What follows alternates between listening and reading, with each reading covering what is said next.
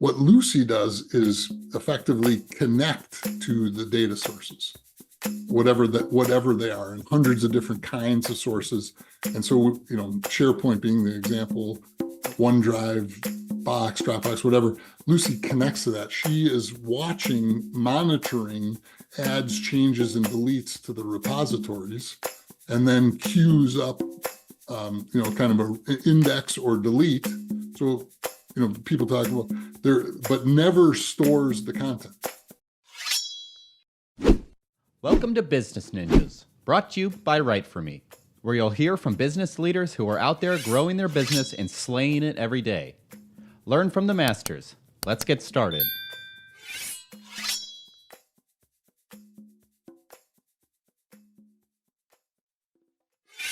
Hi, and welcome to another episode of Business Ninjas. I'm here today with Dan Mallin, founder and CEO of Lucy.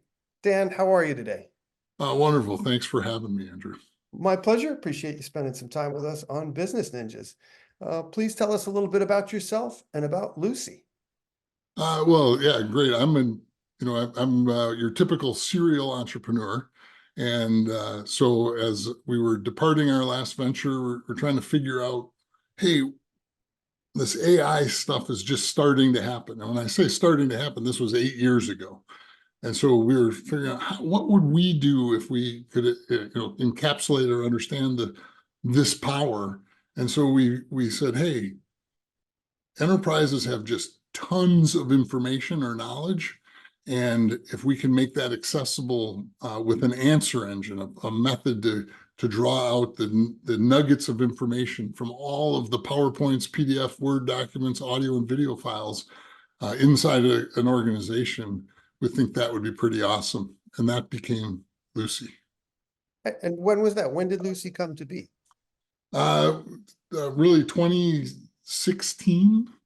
So it's been a while. I know everybody thinks AI was invented by OpenAI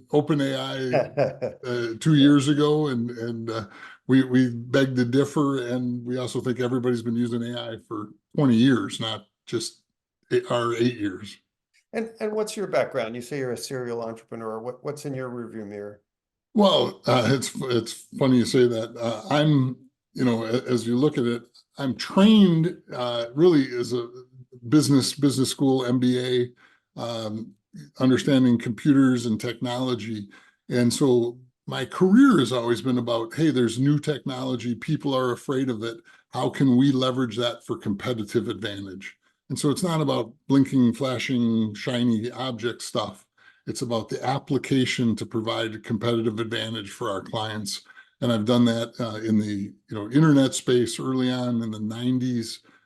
We did it in CRM and customer data management and leveraging the data. Previously did it in transactional engines for advertising. It just whatever makes the sense at the time. And again, this AI stuff, brand new, what we can do. And so we jumped in and said, hey, let's see how we can provide our clients the best advantage using the information they already have and have paid for. Understood. And what verticals are you servicing with this platform? Well, it's interesting. We'll say verticals are really more horizontals. We have kind of a couple different things going on. First of all, big enterprises. The more data, the merrier.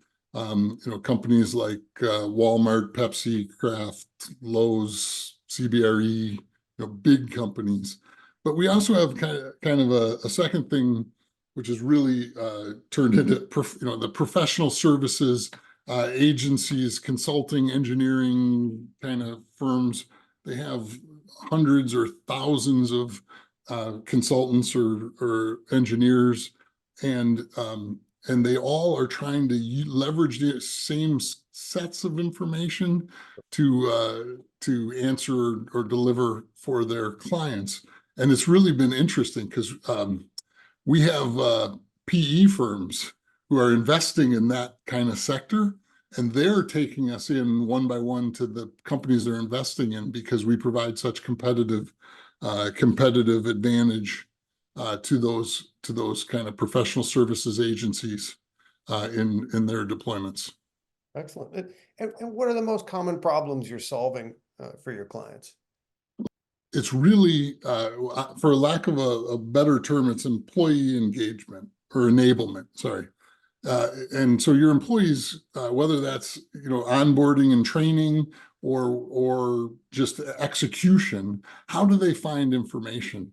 And so we know today employees are trained on the onboarding with at least maybe 50% of the knowledge they'll require to do the job, and then they go, oh, and the rest is on SharePoint.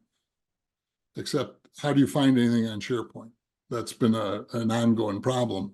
And so what happens is Lucy reads, watches, and listens to all of the content on the SharePoints, all of the content in Box, Dropbox, all of the content in systems, CRM, other places, all of the third-party license content that the company may be paying for.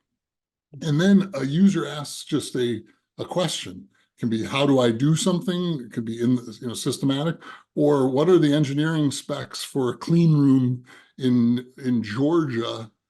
And are there any specific things I need to know? And what happens is Lucy then, in a second and a quarter, queries all of those sources at once. And that can be 2,000 different sources. Not limited to 2,000, but just scoping, kind of thinking about it. And then checks what I'm authorized to see. So it's not just a generic model, it's also at my level, in my geography, and my specific access to that SharePoint site. So if I have access to that SharePoint site, I see answers from it. If I'm in, the US, I might see different answers than in the UK. All of which is really, really important to enterprises. Am I on these projects or am I not on these projects? Because sometimes you're not allowed to share.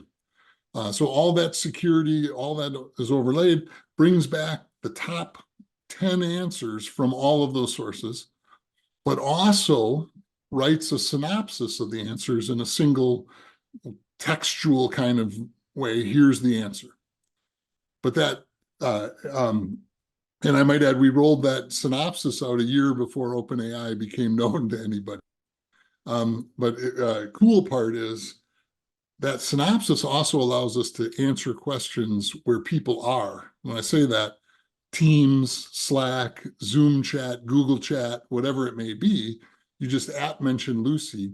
And it could be, because we also know that people actually, that's how they solve their knowledge problems in organizations today. They go to Slack or Teams and say, hey, who knows this piece of information? So not only are they spending 25% of their time looking for stuff, they're bothering 20 people at a time to help me do it. Whether they help or not, it's still an interruption. But by mentioning Lucy, Lucy will be the first person to answer the question in the chat. And then with a link back to those documents and acknowledged resources. The other real core component that we need to specify is Lucy isn't using LLMs or this large language model world to answer the questions. She's using your data. So it's not, you're not getting internet kind of content that isn't specified. And it's not that I want to say it's without bias. It's the bias that the corporation has had for some period of time, but it's at least internally generated quality content that's vetted and referenceable. Amazing. I have a question in terms of challenges. In this day and age, people are growing and scaling through acquisition. There's 1 million divisions, 1 million end users, 25 different legacy systems and siloed data. Lucy has no problem finding all data in all platforms and legacy systems throughout the scenario like that. Yeah, no, it's absolutely a win. And you don't want to talk about the downside of those kinds of acquisitions. Might be, I have 2 marketing departments of each 100 people, and I really need 150 when we're done. If somebody is let go, all of their institutional knowledge is still retainable. So much of the knowledge walks out the door with people. matter of fact, think about this. I'm sitting at my desk and I get a promotion. I go to a different department or a different place inside the same organization. I walk in that door. There was somebody there that used to do that job. Somebody walks in and takes my old job, and yet all that information is basically lost if you don't have some mechanism to leverage the content that has been created. The other thing is, we focus on documents. We also access, Tableau and Power BI kind of dashboards or other systems, which is more data. But corporations spend money converting data into knowledge. And that's in the form of a PowerPoint, a PDF, a Word document, of audio, video file, whatever that might be. Even, webinars, like whatever you're doing, podcasts, all that content can be made available. But think about, how many PowerPoints are created every day in most organizations. And again, based on the scale, but Fortune 1000, it's tens of thousands a day.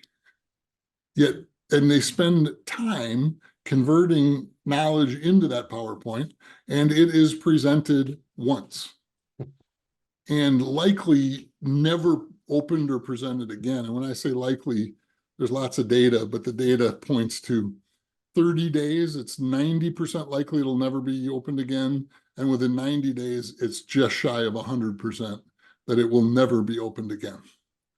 But they spent dollars, hours, time, people creating it. Lucy, in effect, reads, watches, and listens, and then tags, creates metadata about not every PowerPoint, every slide in a PowerPoint.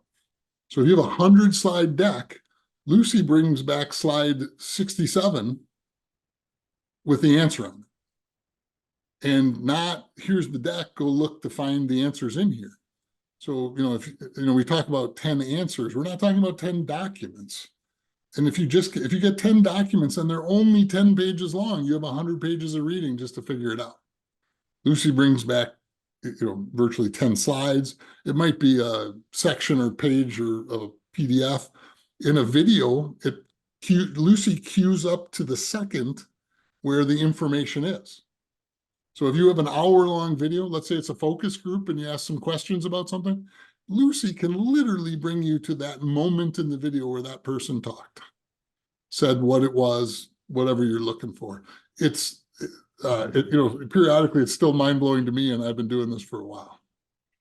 Is there sort of an entry-level size of organization that makes sense to engage with Lucy? Yeah, when we say that, it's really hard for a 10-person organization to have the same value proposition. And partially because when you're 10 people sitting in a small office, it's really easy to get your answer to, right? The easiest way is, hey, who knows this? And everybody can hear you and you're there. Virtually, it's a little bit harder that way. But the reality is it's about scale of access and how to leverage it. So the bigger the organization in lots of cases, but 100 to hundreds and then tens of thousands, it works at enterprise scale. But it's about also the value of information. So if you don't have valuable information or don't have lots of requirements, so we have, I don't know, there's a 40-person firm that in kind of private equity that has huge value in their content. And so it's a very, very positive thing.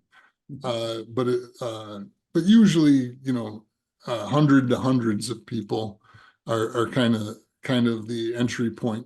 We're doing some work with a government contractor. Again, it's under 100 people, but their data is really, really valuable and important.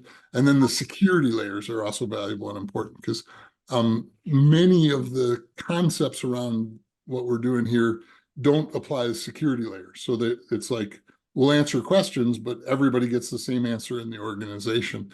And that works at a baseline of information. It does not work at scale around, there there are reasons to silo data, and Mhm. hopefully we're doing it for the right reasons, whether that's legal, contractual, or appropriate. And then there are reasons you want ubiquity of information. And so we kind of provide both.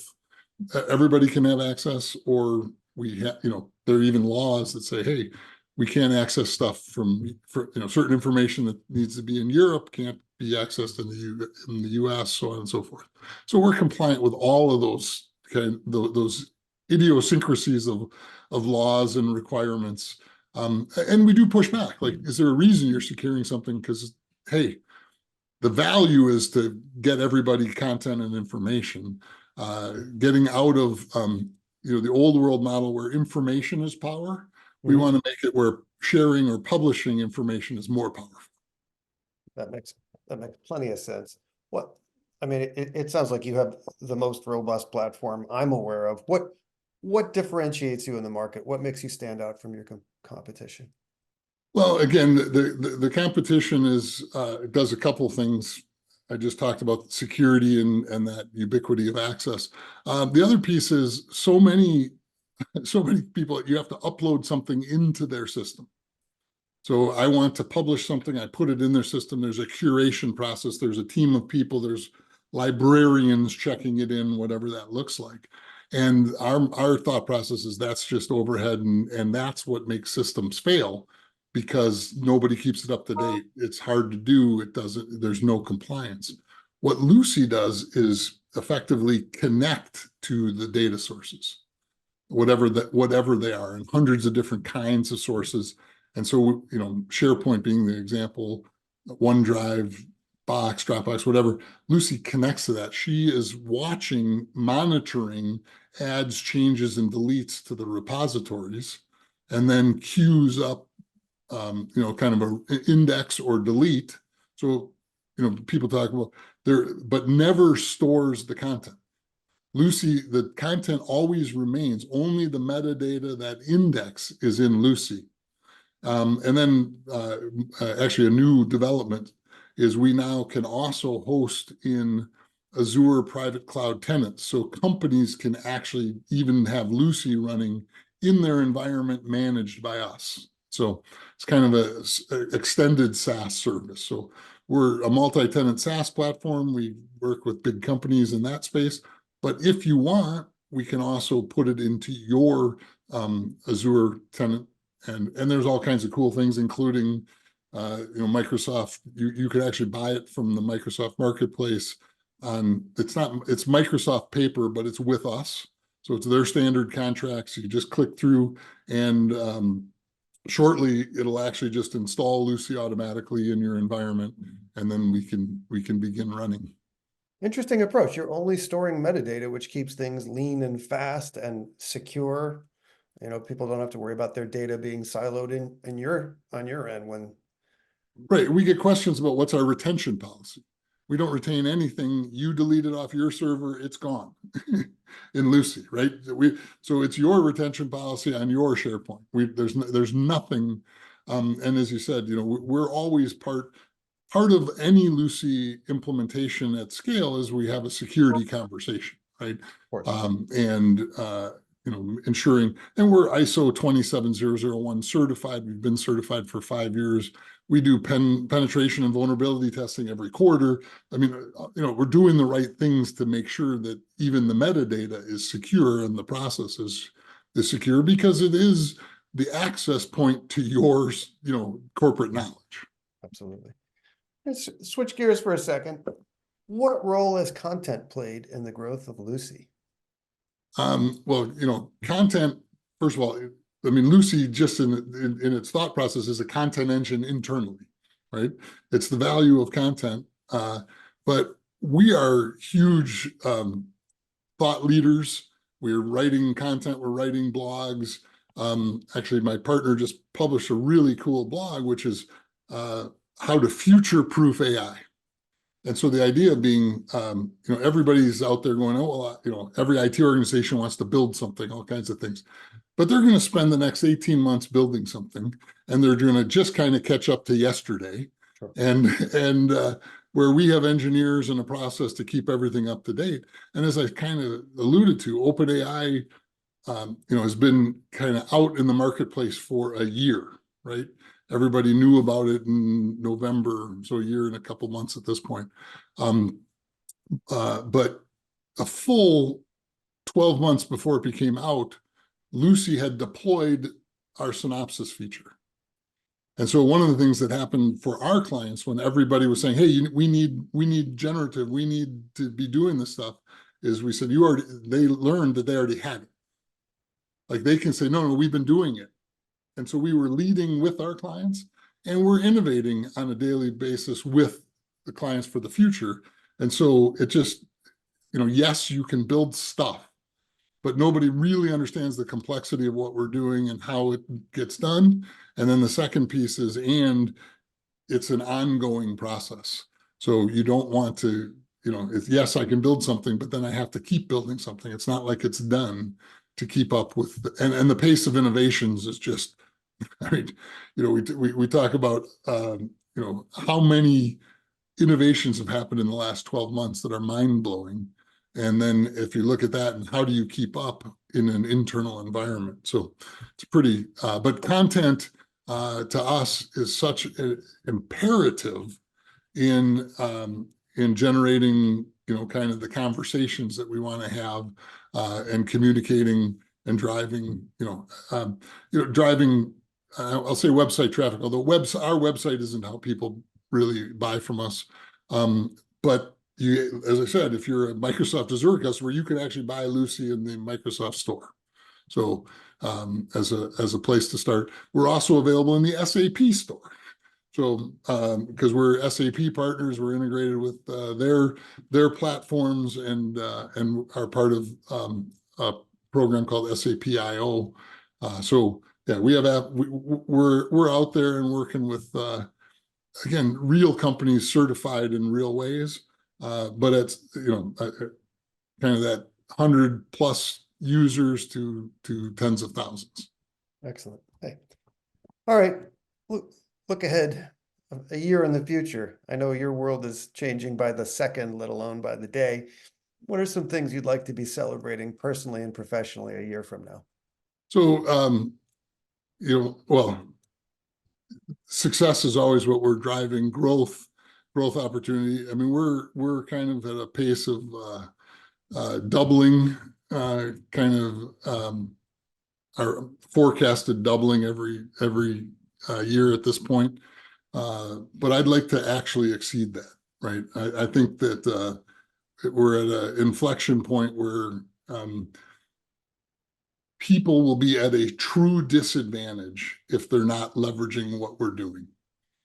And if they think they're going to do it in other ways, if they think they're going to build it. And one of the things everybody actually we hear a lot is, well, we're going to get Microsoft Copilot. Well, Copilot is an authoring tool and a generative helper to write stuff. And it's going to be awesome. What you don't understand is Lucy is about making sure Copilot has the right information to be able to use to leverage to help you write stuff. And so we're working with Microsoft right now. So Lucy's one of the sources inside Copilot. So when you're in Copilot, you'll actually be able to do it, execute just like in Teams, which you already can, and Slack and other places.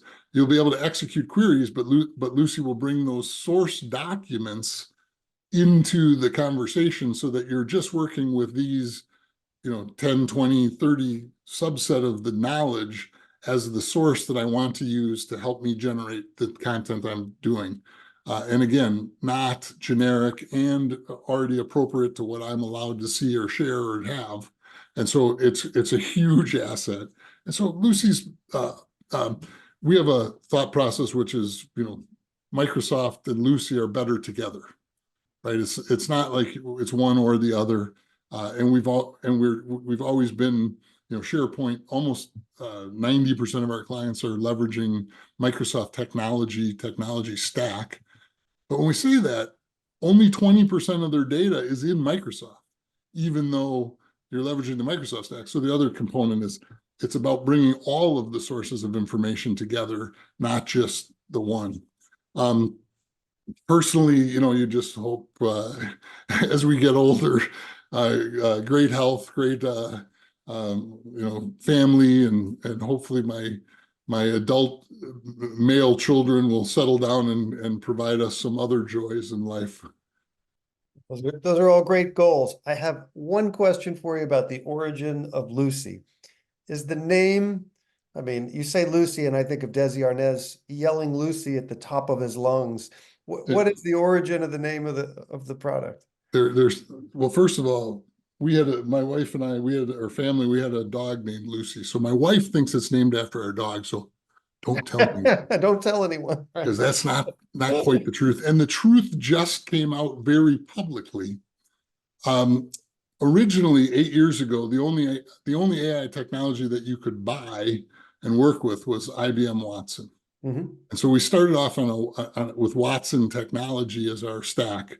Today, it's our tech, not IBM's and not relevant. But Thomas Watson and the founder of IBM, and Thomas Watson Jr., the next CEO, had a daughter and granddaughter, respectively, named Lucinda Watson.